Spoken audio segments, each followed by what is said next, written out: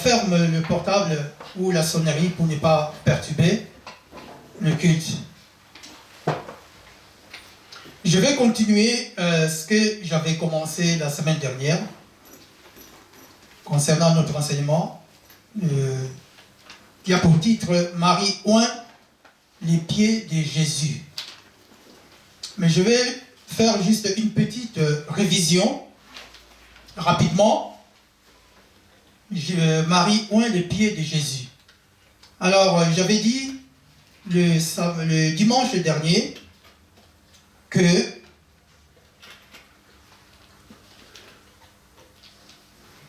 Marie, c'est Marie qui a oint les pieds de Jésus. Marie considérait Jésus. Marie aimait Jésus. Si tu n'aimes pas Jésus, tu ne pourras pas faire ce que Marie a fait. Et j'avais dit aussi que ce que Marie a fait, personne ne l'a fait. Je pense que j'avais donné certains exemples. Et je me suis appuyé aussi sur certains versets dans l'Ancien Testament. L'Ancien Testament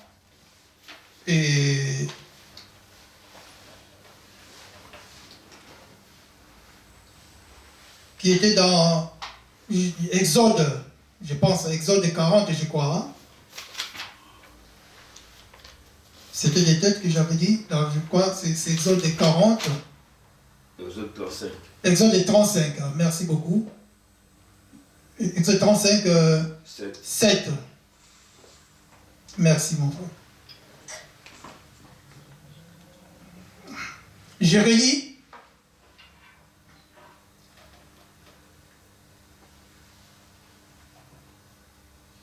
Il y a deux exodes, l'exode 37 et l'exode 40. Oui. Oui, j'ai lu la parole de Dieu.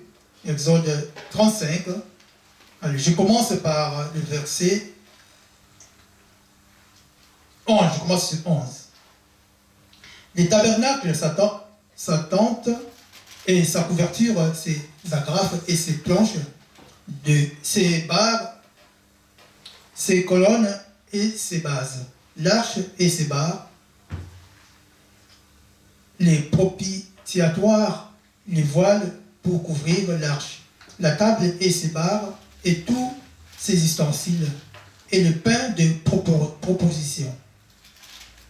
Les chandeliers et les ustensiles, ses lampes et l'huile pour le chandelier, l'autel de parfum et ses barres, l'huile d'onction et le parfum, l'odoriférant et le rideau de la porte pour l'entrée du tabernacle, l'autel des holocaustes, sa grille, des reins, ses barres et tous ses ustensiles, la cuve avec sa base. Alors, dans Exode 40, c'était 40, 22. 29. Oui. Il plaça la table dans la tente d'assignation du côté septentrional du tabernacle en dehors du voile. Et il y déposa en ordre les pains devant l'Éternel comme l'Éternel l'avait ordonné à Moïse. Il plaça les chandeliers dans la tente d'assignation en face de la table du côté méridional du table. Et il arrangea les lampes devant l'Éternel comme l'Éternel l'avait ordonné à Moïse. Il plaça l'autel d'or dans la tente d'assignation devant le voile et il fit brûler le parfum odoriférant comme l'Éternel l'avait ordonné à Moïse. Donc, on voit que pour brûler le parfum, c'est une ordonnance de Dieu. Brûler le parfum, c'est une ordonnance de Dieu. C'est quoi l'ordonnance? C'est l'ordre de Dieu. Et l'Ancien Testament, c'est prémonitoire. L'Ancien Testament, c'est l'ombre des choses à venir. Donc l'Ancien Testament parle du Nouveau Testament. Le Nouveau Testament dévoile l'Ancien Testament. Donc la table est là. J'avais dit la semaine dernière, il y avait le pain de proposition sur la table. Il y avait des encens, il y avait du parfum, il y avait le chandelier sur la table, dans la tente d'assignation. Alors, cette table est là, que Moïse venait pour brûler le parfum. Brûler le parfum, symbole de la prière, symbole de l'adoration. Amen. Et dans l'ancien temps, c'était ça. Maintenant, le pain de proposition là, ce pain-là, c'était 12. C'est à l'image des enfants d'Israël aussi. Donc les 12 enfants de Jacob, Dan, Gershom, tout ça, ils sont 12, au nombre de 12. Donc, le pain, c'était au nombre de 12. Alors, qui symbolisait que le service sacerdotal, pour être, faire le service sacerdotal, il faut être un choisi des dieux. Cette parole-là, pour l'avoir, il faut être un choisi des dieux. Et le chandelier, c'était l'image de Jésus-Christ et l'image du Saint-Esprit. Là où il y a l'adoration, il faut qu'il y ait le Saint-Esprit, il faut qu'il y ait la présence de Jésus-Christ, il faut qu'il y ait aussi la parole de Dieu. C'était sur la table là, la table où Moïse brûlait le feu. Cela veut dire, ta prière, quand tu pries, il faut qu'il y ait quelque chose qui doit brûler. C'est quoi qui doit brûler? Quand le cœur n'y est pas, il n'y a rien qui va brûler. Est-ce que quelqu'un me suit?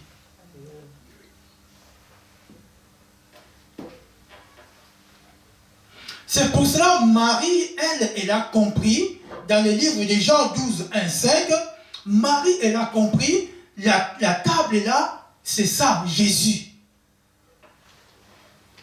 Les pieds de Jésus, c'est la table. Parce que le tabernacle, il y avait Dieu, c'est Dieu qui était là-dedans, qui avait 3 parties, le lieu saint, le lieu très saint et le parvis. Or, Jésus, c'est lui-même le Saint des Saints. Il est là devant moi. C'est pour cela que Marie a dit, ça c'est une occasion à ne pas louper. Marie, je vais lire rapidement, Jean 12, 1.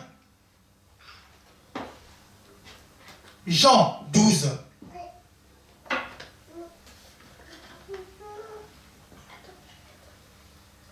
1 à 5.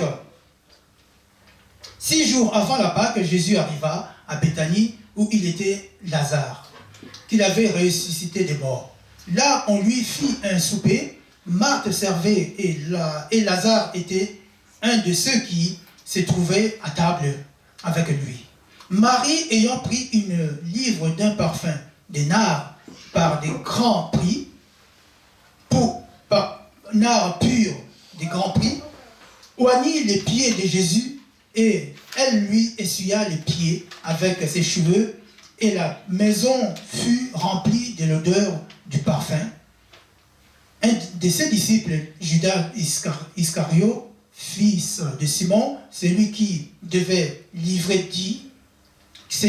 livrer, dit, pourquoi n'a-t-on pas vendu ces parfums 300 deniers pour les donner aux pauvres?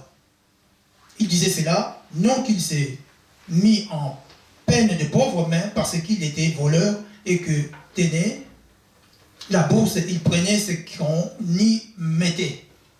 Amen. Marie, elle a pris le parfum. En général, le parfum, quand on parle de parfum, on met sur les habits, on met un joli costume, une belle chemise, on met sur la chemise un peu, dans les corps, derrière les oreilles, sous la joue. En tout cas, c'est la partie du haut. là où on met les parfums. Et qui c'est qui a acheté déjà les parfums pour mettre ça au niveau du pied? Qui c'est qui l'a fait déjà même une fois? Quel est le pied? Mais Marie l'a fait. Parce que ce que Marie a vu ces jours-là, personne ne l'a vu. En général, le parfum, c'est pour mettre sur le vêtement, c'est pour mettre, c'est pas sous la joue, le cou, pour parfumer le corps. Mais lui, il a dit, je vais mettre ça dans les pieds de Jésus-Christ. Qu'est-ce qui s'est passé dans la tête de Marie?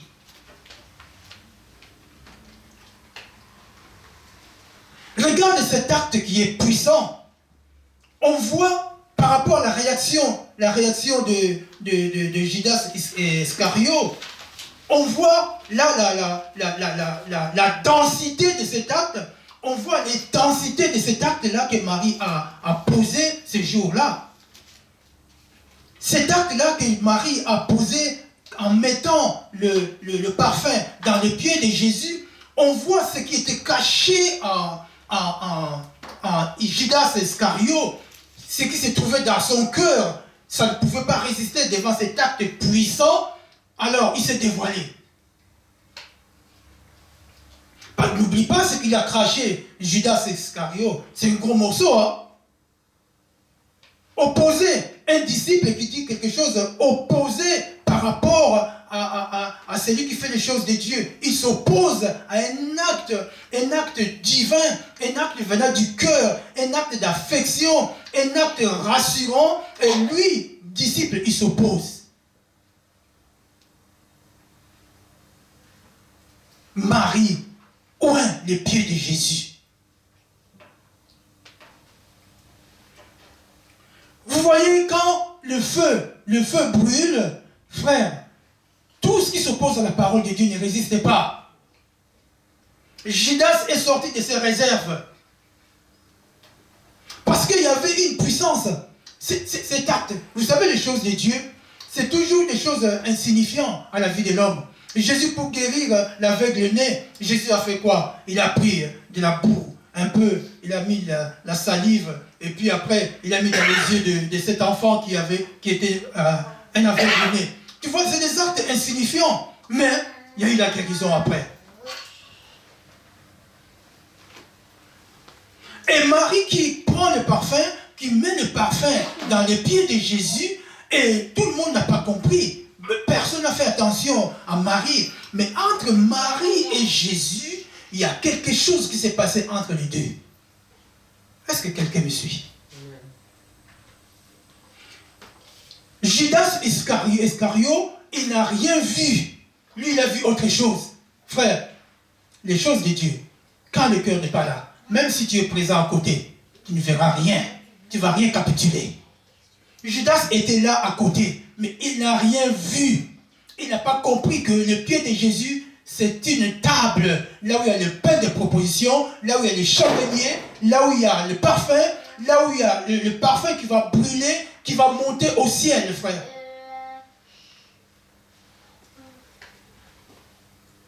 J'avais dit la semaine dernière, vous croyez que c'est par hasard que Marie a assisté à la résurrection de Jésus? Pourquoi pas que ça devait être une autre personne que Marie? Ce n'est pas par hasard, frère. C'est Marie, la première personne qui a vu que Jésus était ressuscité. Mais pour que Marie puisse voir que Jésus était ressuscité, mais il faut voir qu'est-ce que Marie menait comme vie. Qu'est-ce que Marie faisait pour Jésus? Quel est le degré de la considération que Marie avait envers Jésus? Et quelle est la place que Marie laissait à Jésus?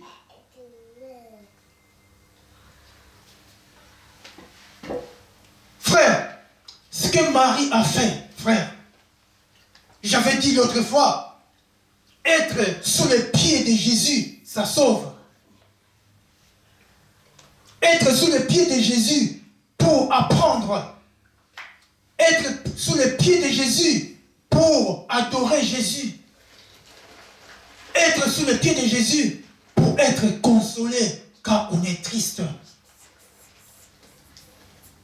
L'homme, quand il est triste, il dit, je vais m'acheter une bière, je vais m'acheter une bouteille de champagne, ça va me consoler. Frère, tu vas boire du champagne, peut-être tu vas prendre une cuite, mais les soucis seront là.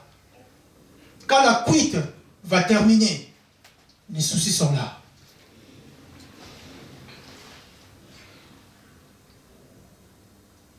Marie, elle a compris. Marie, elle a dit, moi, je m'en fous de ma beauté. Je m'en fous de la coupe de ma chevelure. Je m'en fous de cela. Je vais prendre ma chevelure. Je vais essuyer les pieds de Jésus. Parce que Marie, elle a compris. Dans ma tête, il n'y a que des faussetés. Il n'y a que de mauvaises choses. Il faut que je puisse abandonner tout cela à Jésus. Jésus, c'est lui-même qui nous a dit de ramener nos fardeaux. Est-ce que, physiquement, est-ce que nous avons des fardeaux? Qui c'est qui a un fardeau sur la tête là? Qui c'est qui a ramené un sac plein de choses? Personne. Mais c'est dans la tête qu'il y a des fardeaux. Nos soucis, c'est dans la tête et dans le cœur. Et c'est vrai, réellement, on a des soucis, on a beaucoup de choses dans le cœur, on a plein de choses dans les tripes. Et c'est ce que Marie, elle a compris. Il faut que je lui décharge tout ce qui se trouve dans mes tripes, dans le cœur, dans mes cheveux, dans ma tête, au pied de Jésus. Frère, on parle de Moïse, c'est bien. Le prophète Moïse. On parle d'Aaron, c'est bien. Le sacrificateur. On parle d'Abraham, c'est bien. Le père de la multitude. Et Marie qui a compris que c'est l'heure de l'adoration. Il faudra qu'on parle aussi de cet acte, frère. Parce que Jésus est la fin des temps. Jésus a vécu l'ancienne alliance. C'est l'ancienne alliance qui a condamné Jésus. C'est l'ancienne alliance qui a tiré Jésus. Mais la nouvelle alliance est venue après sa mort. Mais Marie, elle a compris, c'est lui la fin du temps. Je dois l'adorer. Il faut que je puisse parfumer ses pieds. Ce n'est pas tout le monde qui a compris cela. Marie, elle a compris, je vais en profiter. Mais elle a été la première personne aussi qui a pleuré parce que tout le monde était parti. Quand ils sont partis voir si Jésus était là, alors tout le monde est parti. Elle était restée pour pleurer. Jésus a senti le cœur de Marie. Après, il a apparu Jésus par derrière. Il a appelé. Et Marie n'a pas réalisé que c'était Jésus. Elle croyait que c'était le jardinier. Il a dit, mais si c'est vous, si c'est vous qui a pris mon maître, alors rendez-moi pour que je puisse faire quelque chose pour lui. Après, il a dit, Marie. Et c'est par là qu'il a compris. Et Marie a voulu toucher Jésus. Il a dit, non, ne me touche pas encore. Parce que je ne suis pas encore allé auprès de mon Père. Amen.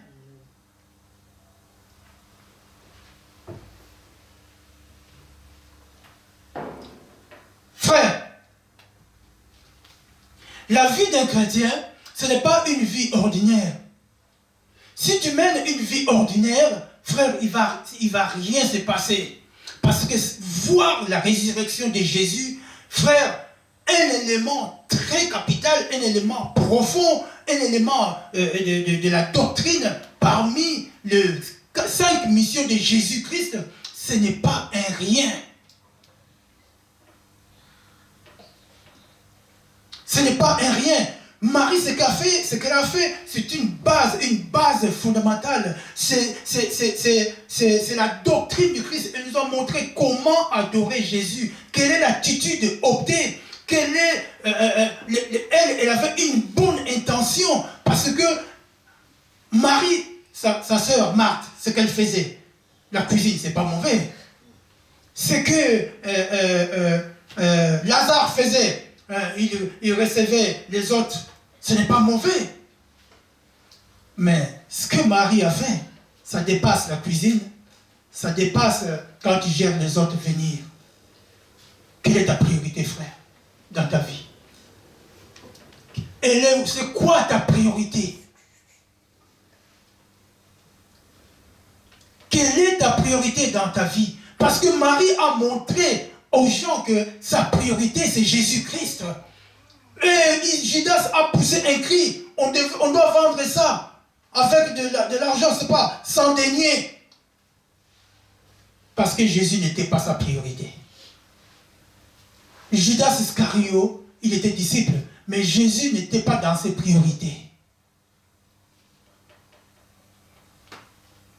L'acte que Marie a posé pour laver les pieds de Jésus, et cet acte-là a permis que le Saint-Esprit puisse la toucher et aller voir le troisième jour si le corps est toujours dans le tombeau. Frère, si tu veux croiser Jésus, brûle le parfum. Brûle le parfum. Ce n'est pas n'importe quel parfum, le parfum odoriférant. La Bible dit, quand Marie a mis le parfum dans les pieds de Jésus, toute la maison était remplie de l'odeur odoriférante. Donc quand tu pries, je te dis, toute ta maison est remplie de cette odeur de parfum. Le ciel aussi est rempli de cette odeur de parfum. Est-ce que tu considères Dieu?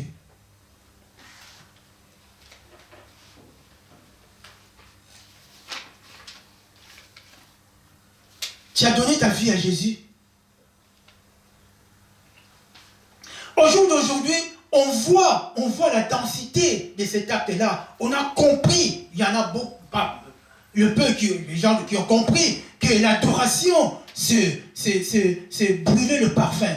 Mais là, aujourd'hui, on ne prend plus les parfums que tu vas acheter chez Dior, tu vas acheter chez qui, je ne sais pas, et qui brûlent ça, les encens, c'est fini cela, parce que le parfum de tous les parfums, c'est le nom de Jésus-Christ, la synchronisation de ton cœur avec l'Esprit de Dieu, c'est ça qui va brûler le parfum, frère.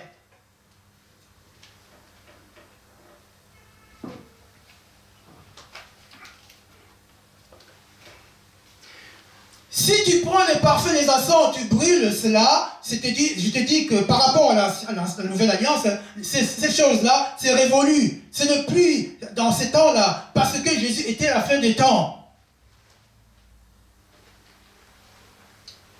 Les parfums aujourd'hui, c'est la qualité relationnelle de ton esprit, de ton cœur, de ton attitude envers ton Dieu. La vie de sainteté, la vie de piété, la vie de crainte que tu mènes, c'est ça ton parfum, frère.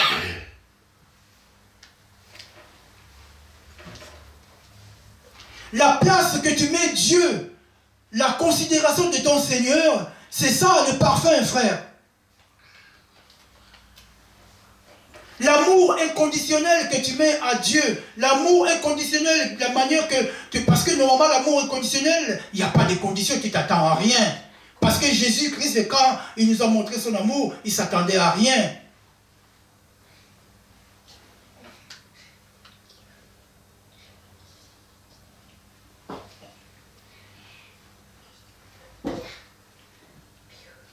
Beaucoup, ils ont pris Marie pour une folle peut-être. Parce que comment quelqu'un peut acheter un parfum qui coûte cher, un parfum de grand prix, et mettre ça juste au pied, sur le pied de quelqu'un? C'est insignifiant. Ça n'a pas de sens. Frère, les choses de Dieu, ne cherchez pas qu'un être humain puisse trouver le sens de cela. C'est Jésus qui va trouver le sens dans ça. Amen. Jésus a trouvé le sens de ce que Marie a fait. Parce que Marie a dit que ça c'est une table. Le pied de Jésus, c'est la table. C'est saint.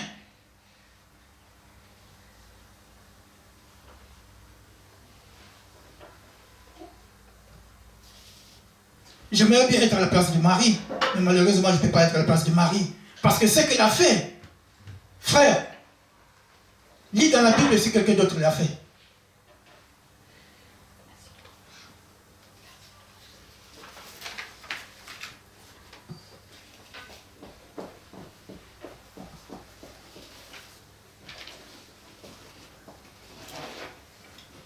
Au jour d'aujourd'hui, il y a beaucoup qui prennent des parfums, de l'encens, plein de choses pour brûler. Frère, faut brûler ce qui se trouve dans ton cœur. Les mensonges, la haine, la jalousie, la tristesse, la colère. Faut brûler toutes ces choses-là. Quand ça brûle, c'est ça les parfums, frère. Si tu gardes encore la colère, si tu gardes encore la haine, si tu gardes encore ces choses-là, le parfum ne va pas brûler. C'est pour cela que Marie a pris des cheveux. Dans les cheveux, il y a l'ADN. Les cheveux, c'est la personne. Alors Marie, c'est un acte qui veut dire que je brûle tout ce qui est en moi. J'en ai plus besoin. Nous, on garde encore. Surtout l'orgueil. On en a besoin, l'homme a besoin de l'orgueil. Il croit que je vais m'afficher. Frère, tu perds. Tu perds gros. Notamment quand on garde encore l'orgueil, la Bible dit, la chute, c'est ça. L'orgueil là, c'est ça qui va te précipiter vers la chute. Et c'est ça qui va te séparer avec Dieu. Et ça sert à quoi que tu sois séparé avec Dieu et tu gardes encore quelque chose qui empêche que le parfum puisse brûler, frère.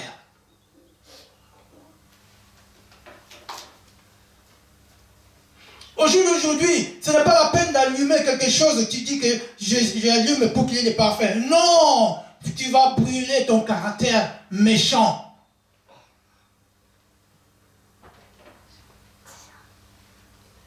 Les caractères méchants qui se trouvent en l'homme, c'est ça qu'il faut brûler. Quand Dieu voit que tu as brûlé cela, c'est ça qui va se transformer en parfum, qui va dégager une bonne odeur, frère. Cette métamorphose, cette symbiose-là, c'est ça qui va faire quelque chose. Mais pratiquement, l'homme résiste. Pratiquement, l'homme hésite. Pratiquement, l'homme ne veut pas se lancer. Pratiquement, l'homme ne veut pas passer à l'acte. Frère, tu attends quoi? Aujourd'hui, c'est aujourd'hui. Demain, tu ne sais pas ce qui va venir. Parce que Marie, quand elle a vu Jésus venir chez eux, Marie, elle a dit, aujourd'hui, c'est aujourd'hui, pas demain. Le parfum de bonne odeur. Toute la maison était remplie de cette bonne odeur. Cela veut dire que ta prière, quand elle est sincère, toute ta maison sera sous la protection de ta prière, frère.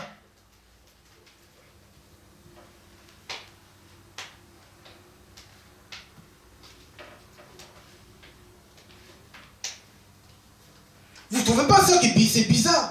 Un disciple qui était à côté n'a pas compris, n'a pas percuté. Cet acte-là, ça veut dire quoi? Il était ailleurs. Il n'était pas connecté avec les choses de Dieu. C'est Marie qui était connectée avec l'Esprit Saint.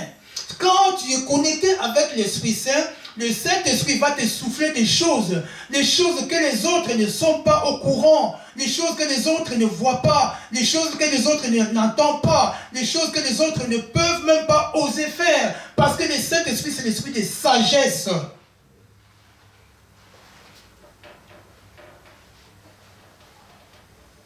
Qu'est-ce qui s'est passé dans la tête de Marie?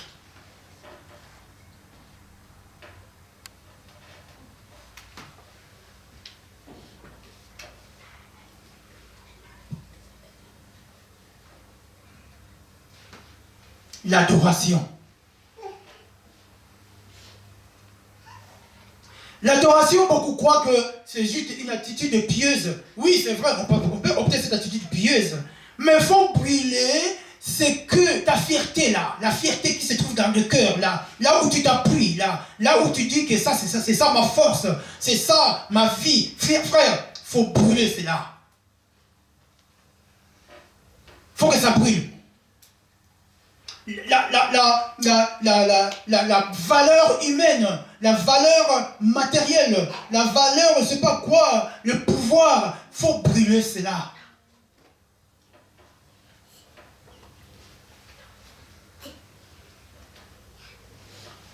Le jeune homme riche, il est venu vers Jésus. Il a dit, Seigneur, tout ce que tu dis là, les 10 commandements que tu dis là, j'ai tout fait. Regardez l'homme. L'homme, il est comme ça, hein? Tout ce que tu dis là, j'ai fait. Jésus l'a dit. Ah bon, tu as fait? Oui, c'est vrai. Prends juste l'argent que tu as, va donner aux pauvres. La Bible dit, il est parti tout triste. Parce qu'il ne voulait pas brûler quelque chose qui était dans son cœur, frère. Il avait un attachement aux choses terrestres. Il faut brûler cela. Mais lui, il est parti. Et ces choses-là qui vont faire qu'on puisse se détourner du chemin de la croix. Il n'avait pas l'esprit de l'évangile. Ce n'est pas l'esprit de l'évangile. Quand on te dit de nourrir les pauvres, quand on te dit d'intervenir pour les pauvres, quand on te dit d'aider les pauvres, et toi tu prends un autre chemin, ce n'est pas l'esprit de l'évangile, frère.